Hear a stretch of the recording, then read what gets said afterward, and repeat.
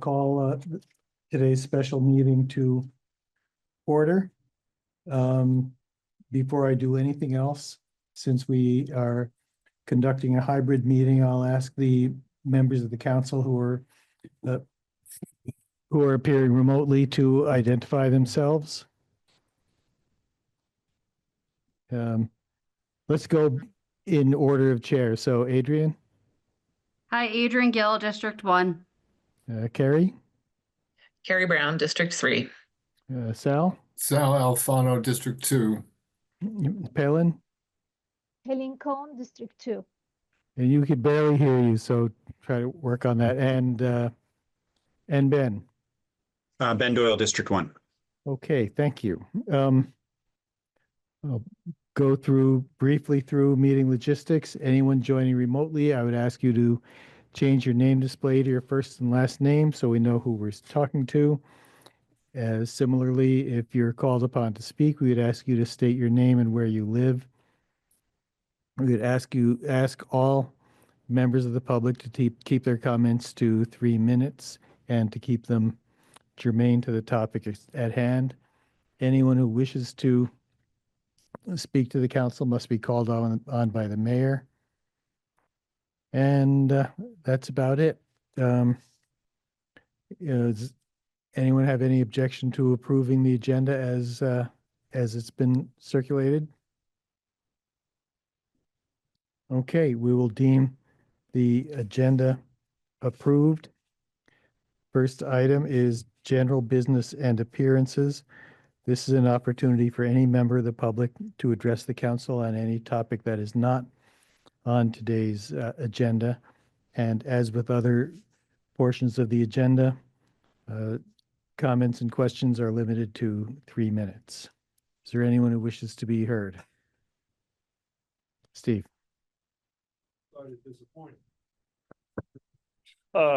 Steve Whitaker. A couple things. The city manager's report included some very inaccurate information about the utility demolition. The contractor demolished about 30 or 40 feet of concrete utility chase with hundreds and hundreds of pair of copper and fiber in it. And and then was embarrassed about it when I was taking pictures. And so Fraser decided to complain that their biggest problem was somebody walking around harassing them by taking pictures. So I believe I still haven't seen a dig safe report. I've asked for it. Your public records response team seems to be confusing and mixing up records requests and sending half of the stuff related to the benches. The removal of the concrete benches over by the bike path without any action or decision by council is atrocious and in the pattern of, pulling the rug out from under the unhoused every time they try to sit down anywhere. I think that's needs investigation by the council. Secondly, I think we're headed for a train wreck. I've participated in a number of planning commission meetings related to the city plan. The housing committee last night presented their recommendations that a full master plan for the Country Club Road be completed. And yet the planning department intends to barrel forward with a incomplete and non-statutory compliant city plan with a secret memo, a redacted memo from the lawyer saying that it's either compliant or not compliant with the law. But I think the council's going to need to take that up sooner than later. I know it's on your agenda to address the issue of what to do about Country Club Road planning. But now you've got a real conflict. I had been recommending for a long time that the city plan include a fleshed out Country Club Road plan, and they ignored it. So now you've got a mess on your hands. I'll leave it there. Thanks. Thank you, Steve. All right, we can move to the only substantive item on the agenda, Community Resilience and Mitigation Fund Elevation Project contracts. Josh, are you leading this off? Yep. So I I'm sure everybody has read through the contract, and I know that there are some questions that were submitted from Adrian, and just bringing those up here. So there's a question on the So why don't you difference. give us a bit of an overview first, if you could? Okay. So this contract, architectural services, is the last design piece for the elevation projects. This would complete the design team along with DeWolf, who's doing the civil and structural engineering component. These projects are being funded through a grant from the state of Vermont. The city is receiving $900,000 and $300,000 per project. DeWolf is already under contract to do their scope of work, and this architectural RFP it completes the design phase. We had gotten this previously at the deadline on January 31st, and had only received one proposal. We got a second one with an extension the following week, and staff has chose Stevens and Associates, this proposal that you're looking at, as the preferred vendor to complete it. We've had a number of conversations and meetings with the property owners over the scope of work and the estimated costs. And there was some desire to do some of individual due diligence on the cost estimates and the scope. Hence the reason why it's been delayed getting it to you for your approval. And so now we're here for your consideration, this contract, and happy to answer any questions. I know there have been some questions submitted already, and I'm happy to answer those for Adrian. Yeah, why don't you start by doing that? Yeah, great. I think the first question was, there's a difference between the two proposals, right? From the original proposal that we received on January 31st to the revised one, I think that's dated March 19th. The difference is after the original one was received, there was a conversation with Stevens and Associates about the mechanical, electrical, and plumbing engineering design component. The RFP it requested that the architect complete that, and that was not representative in their initial proposal. When I discussed with them that was an intended piece that they should have been proposing, they reached out to an MEP engineer for a cost estimate for all three sites to do the design work. That came back at about $50,000, which was pretty expensive, and we didn't really want to tack that on. And so there was a conversation over a more efficient way, which would be design build, but we would still need to have an MEP engineer weigh in on it. And so the adjustment, 10,749-ish, represents an add-on to the original proposal, which would include an MEP engineer that Stevens and Associates would subcontract to do a site visit, the same time that the architectural firm would be doing a site visit. And notes on the construction documents on how to install the attenuating mechanical systems to be in compliance with NFIP and ASCE 24 standards. So that's what the difference represents. In that revised proposal, if you look through it, you'll see sections that there's a red bubbled outline. Those are the additional services that represent that additional cost. So that's that answer. And for Yeah. clarity, MEP is mechanical engineering and or electrical and plumbing, right? Correct. Yes. Thanks. Yep. Let's see. Second question, communication plan with the homeowners. So again, based on the proposal from Stevens and Associates, there's going to be an initial on-site meeting with the architect, the MEP engineer, and the property owner. This will be in the pre-design phase. So that's in person on site. There is going to be a second virtual meeting that would cover the preferred conceptual design. And then it'll go to the schematic phase. So there's an estimated one meeting at the 50% design phase in the schematic phase, and then moving into the construction document phase.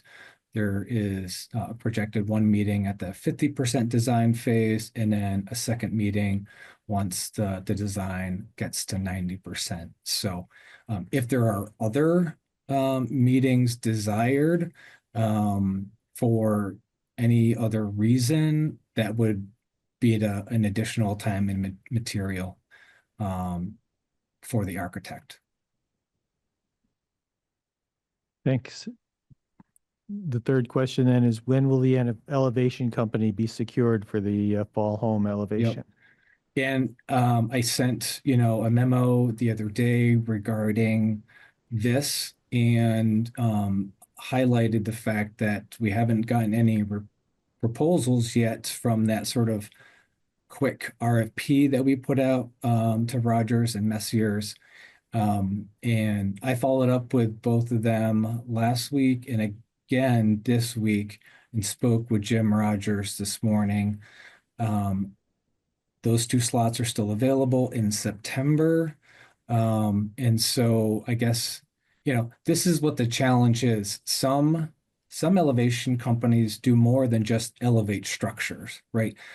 Rogers elevates structures, but they also do demolition, they do site work, and they do the foundation. Messier's only elevates. That's it. That's all they do. So, if we were to select them, we would also need to secure the services, most likely through a general contractor who is able to do the rest of that scope.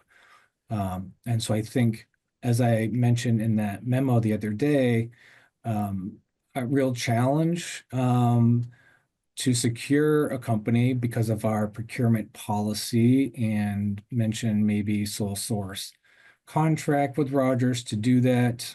Like I said, talked to him this morning. Those slots are still available. He is going to get me a cost estimate, and I will continue to follow up with Messier's on a cost estimate. But that's where we are on that. I think it would be great to secure those spots for September. I think that would be the best sort of process moving forward.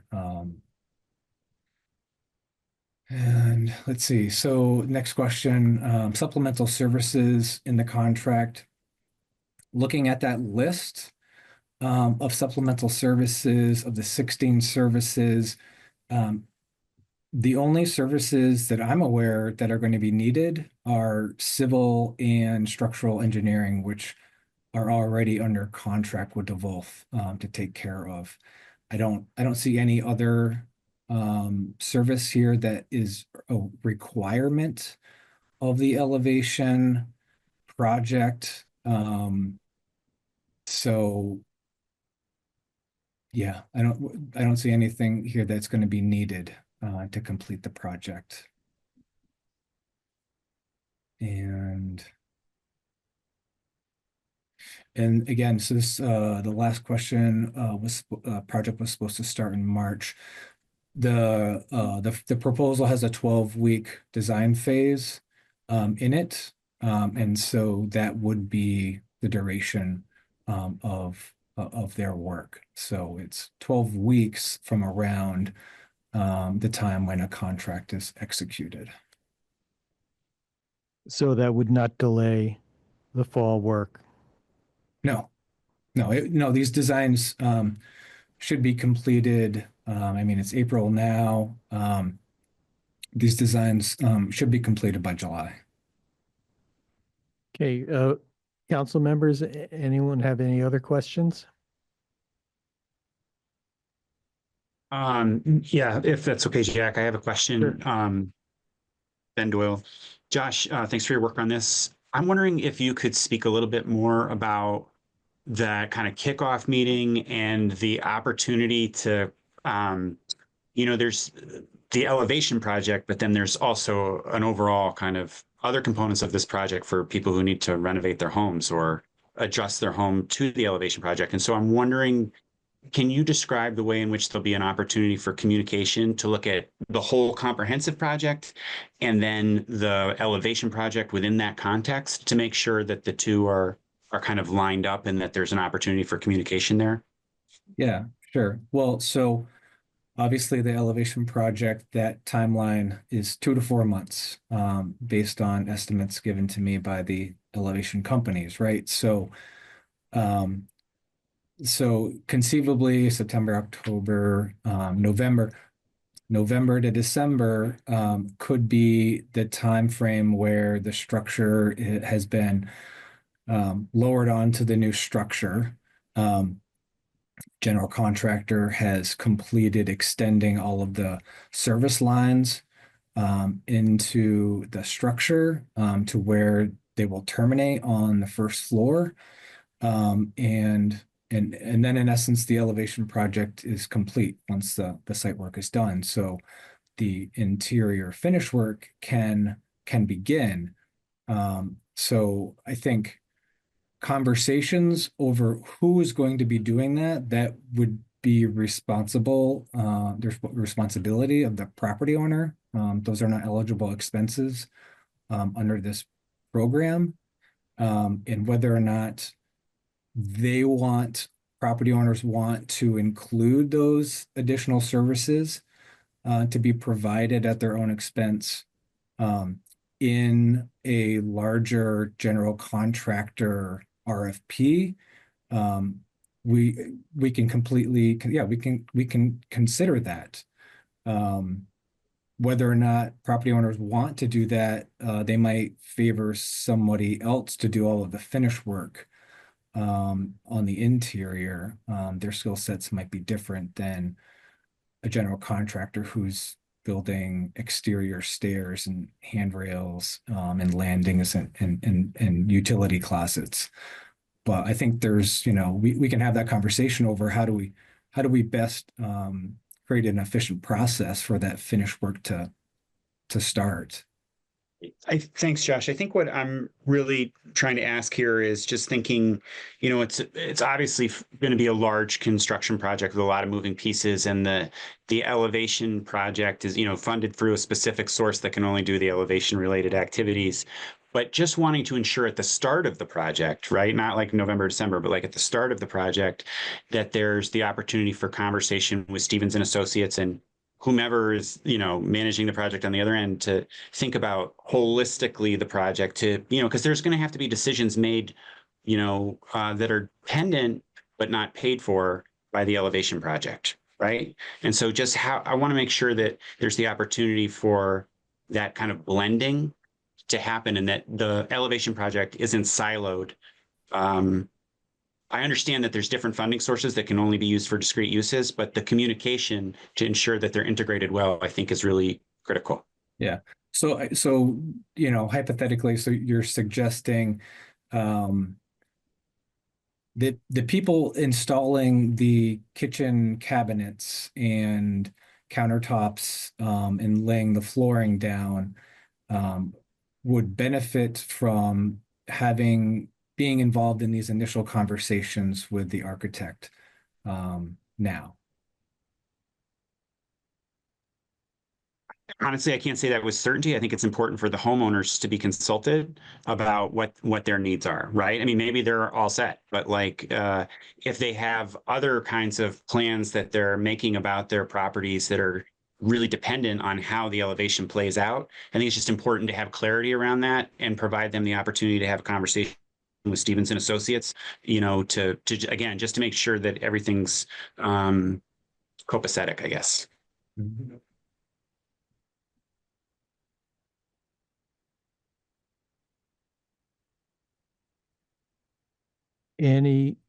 Sal.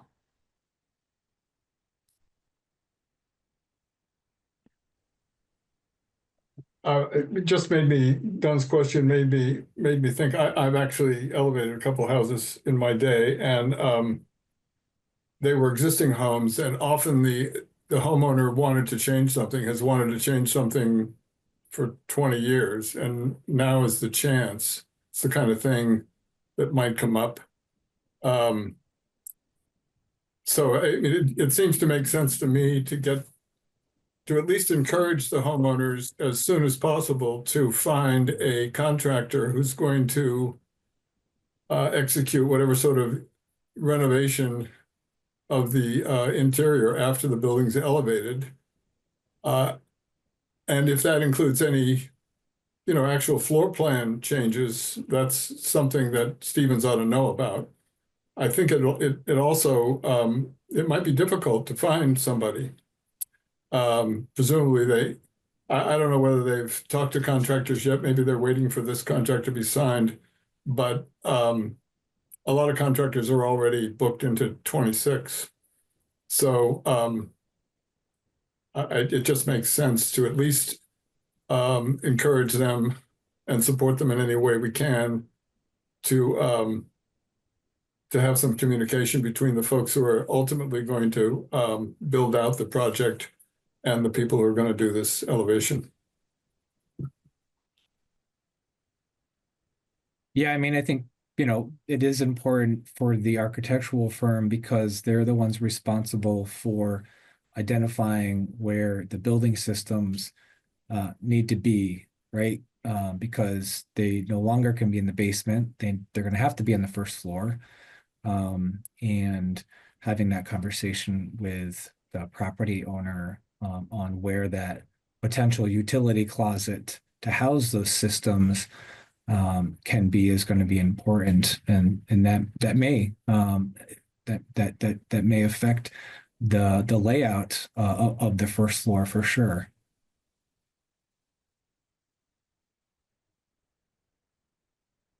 Thanks, Josh. Jim. I just want to make a disclosure to the council that I just found out at our last meeting that Lisa Edson Naveau, I only knew her as Lisa Edson. I never knew her last name, so I didn't really tie it in. She came up to me during the break, and Lisa is her father and my father are first cousins by blood. Lisa and I share a common great-grandfather. So if there's, I obviously stand nothing to gain by any of this, but I'm always wary of conflict of interest or something of that. And if there is any counselor, and I mean just one, who doesn't think that I should vote on this, I won't. So I just want to let you know we are blood related, and I will go by what any counselor, if any counselor has a problem with this, I will step aside on the vote. Thanks, Jim. I'll let people say anything they want to say. From your description, it sounds like you and Lisa may be second cousins. And it doesn't sound to me like and you're not members of each other's household. It doesn't strike me as an actual conflict of interest. Thank you. So I would have no problem with you Okay. acting on this. Okay.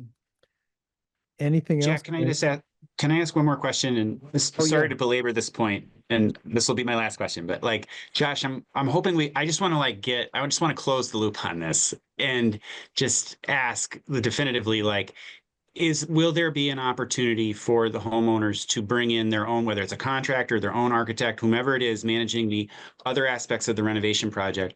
Will there be the opportunity for them to have a common conversation with Stevens and Associates, ideally at the beginning of the project?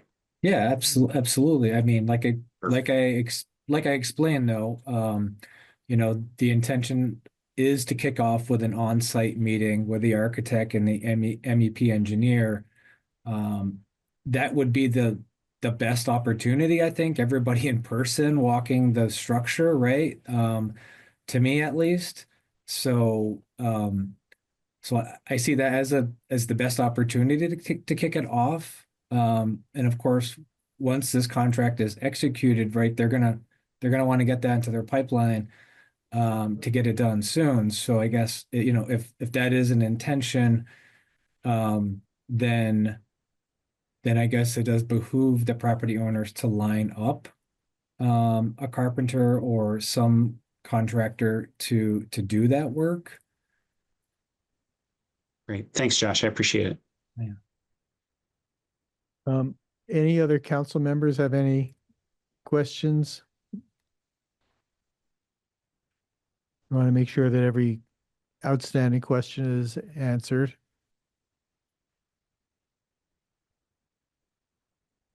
Any questions from members of the public?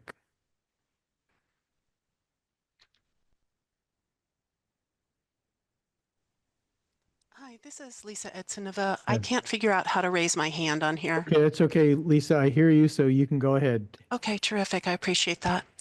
I really appreciate the questions that Adrian's asked and the points that both Sal and Ben have made on this. So I'm one of the property owners. My entire first floor is gone. Like Sal was saying, this is the time that we'll be changing the layout of the first floor because we have no first floor. There's nothing here. We haven't had anything in a couple of years since the flood happened. My concern on this is that the elevation is a small piece of our overall project. And you're right, I have to line up my contractors. In fact, I've hired them and had to let them go twice already. The problem is that lack of planning. Like you're saying, we have to plan these things way out. And no, I'm not worried about having where my cabinets are going to go, but it makes a really big difference whether my chimney, which starts in my basement and runs all the way out through the third floor roof, is it going to be moved with the structure, which is quite a bit more expensive, or is it going to be removed? If it's going to be removed, we have to figure out how does all of that structure get rebuilt on the inside. There's more involved in the elevation funding than I think is recognized, because right in our MOU, it includes things like disconnecting and reconnecting the utilities, construction of entryways and construction of entryways and landings and handrails, construction of a utility room if no utility room is available. There's a lot more in here, and we really need to plan the whole project. Like partnering with a developer, I'm in this for $250,000 of my own money in addition to the elevation money, and I'm not able to plan right now because we haven't sat down and looked at the entire project and discussed what parts of this project can be covered by this grant and what parts of these projects, if I want it, do I need to cover myself, and how does that work? Those bigger conversations haven't happened.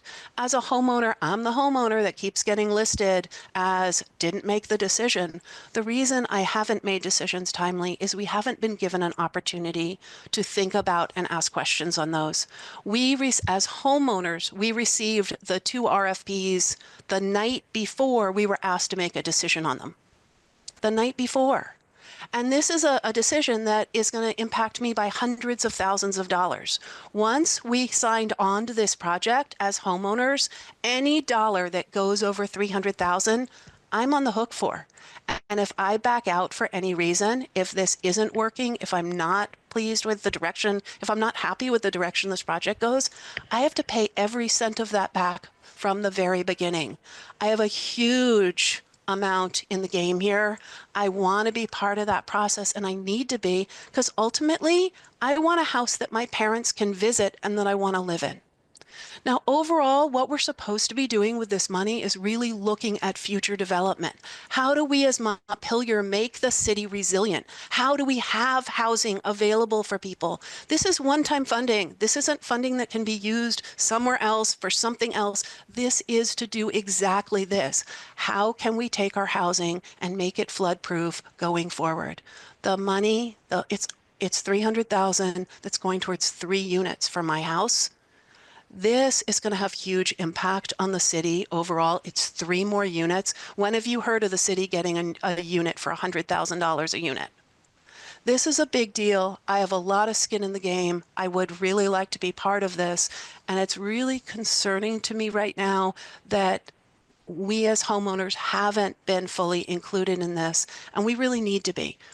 I don't know about the others, but I need the plan moving forward to be able to plan all the other aspects. Thanks. Sorry for going Lisa. over time. Josh, do you have a response to that? Well, I mean, I think the MOU describes what is eligible and what isn't eligible under this this program, right? It's an elevation program. And a lot of those uses were pulled from other FEMA related materials, other elevation projects around the country, and through consultation with VEM. So if there's, and all of the property owners have executed those MOUs. So if there's something in there that is concerning because it's eligible or not eligible, I think I was really responsive to the concerns when that draft MOU went out, and edited the document to appease concerns. But if there are still concerns, then maybe they shouldn't have been executed. But again, right, it's an elevation project. There are definitive tasks that are just not eligible. And I understand that you have a larger project and I guess I would say I understand your concerns, Lisa. So I think we've been really responsive in trying to work with you on these. And I think the cost is really a concern for you. And I understand how much money you have in the project. So I think I'm trying to figure out a way, how do we move forward with elevating your structure with limited slots from elevation companies known for this year? And how can we move forward, in a collaborative process? Like that's all I've wanted to do. And knowing that timing is of the essence. Thanks, Josh. And I really appreciate that, Josh. And what I'm not arguing with the MOU, I'm saying I'm in total agreement with it. And I'm concerned because some of the things that you're listing as not eligible are in this MOU as eligible. And so what I'm looking for is us to just sit down and get on the same page with it. I absolutely want to move forward. I absolutely do. That's why I've tried to move forward on this a number of times, but I want to make sure we are sitting down and that we all are on the same page in terms of what's included in this and what's not, and the overall timeline so that I can plan for the others and get the other pieces in place. I can't do that without us sitting down and having the conversations about basements, about parking, about chimneys. So Lisa, I'm going to suggest that I know that we've got some people on the council with time limits. And so I'm going to suggest that you and Josh make time to meet outside of the meeting to have those discussions, which I agree are very important. Hey, Jack. Yes, Bill. Yeah, I just want to jump in here quickly because I'm listening to this and I think everyone's in the details, which they need to be. It's my understanding from, kind of a higher point of view is that once we sign this contract with Stevens, the next step is to do exactly what's being asked, is to sit with the homeowners and figure out exactly what happens. And that is the plan. And I realize everyone is anxious to get moving, but we can't have those details conversations until we have our architects on board, because they're the ones that are going to be doing the design. So I hear everybody's pain, and I hear everybody trying to get this done. And I think, I'd simply say we need to approve this contract so that all of that can happen, because everyone wants the same thing: a successful project, successful rebuild of the homes, successful elevations. Lisa's right, where one of the reasons we pushed for this was to restore housing units and not have these buildings bought by FEMA and just become open space. So that was our sales pitch to the state, that you are going to be restoring housing for a pretty good price. So, again, great questions. And let's, I think we've got to get our experts on board to work with everyone's experts. Thanks, Bill. Steve, do you still have a question?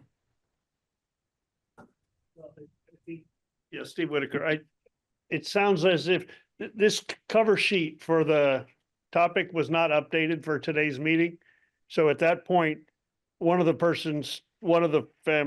families didn't want to be under this project management. Had that changed? And what I'm hearing, that it's now changed and all three are going to be under the same project management contract? And what opportunities are there to handle these contingencies? If it's true that the MOU was also not included with the packet. So there's 3 MOUs, one for each building. But my point is, I can see a lot can go wrong here. I've watched this city get into projects with a lot going wrong, as have you. And I'm more interested in protecting the homeowners here than I am the staff. And I just see a need for some contingency plans on what if these things go sideways and somebody ends up holding the bag. I don't have confidence in our staff having crossed every T and dotted every I. Thanks, So- Steve. Jack, are you looking for a members? motion to approve the contract? Yes.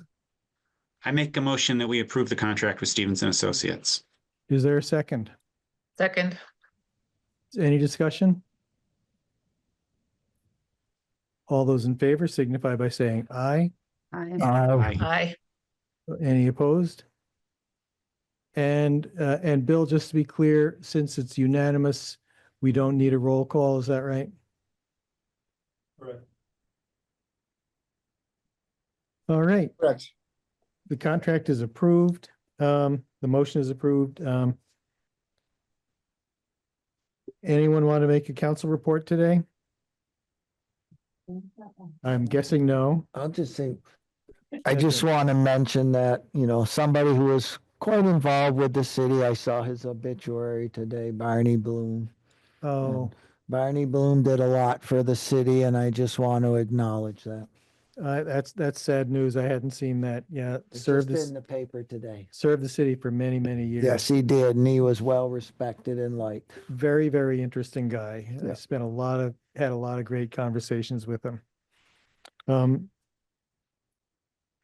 in fact, pursuant to our flag policy, I'll direct that the flag be at half-staff. I think that's a Um, nice gesture, Jack. City clerk report. I just wanted to acknowledge Barney myself. I worked with quite a bit, and it's a great guy. Gonna miss him. Served many years on the Board of Civil Authority, as well as many other capacities within the city. City managers report. All right. Hearing none, at 1:54 PM, we are adjourned.